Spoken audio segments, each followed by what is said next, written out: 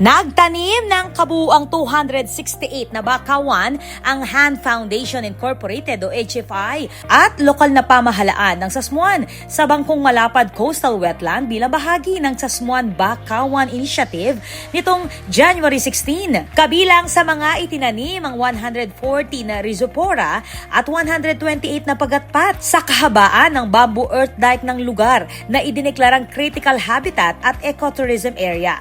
Isinabay sa aktibidad ang formal na turnover ng proyekto at ang donasyon ng motorboat sa LGU para sa coastal monitoring, disaster response at pangangalaga sa kalikasan.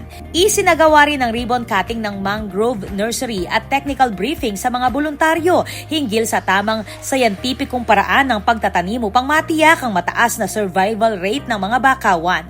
18 empleyado ng Han ang lumahok sa aktibidad. Ayon kay Mayor Lina Cabrera at Vice Mayor Mamerto Tamayo Jr., mahalaga ang proyekto sa pangangalaga ng bakawan, pagbawas ng panganib sa sakuna at paglinang ng ecotourism. Sinabi naman ni Han Foundation Executive Director Christy Galura na ang proyekto ay naglalayong maghatid ng pangmatagalang benepisyo sa kapaligiran at komunidad. Ang Sasmuan Bakawan ay isang 5 million pesos na project na nagsimula noong huling bahagi ng 2024 katuwang ang LGU Sasmuan, DNR Penro Pampanga at Federation of Sasmuan Fisher Folks Association Incorporated na nakatuon sa rehabilitasyon ng bakawan at pagpapalakas ng climate resilience. Ako po, Patricia Mamangon para kay News Force Pampanga. Balitang tutuking Balen, susuyo.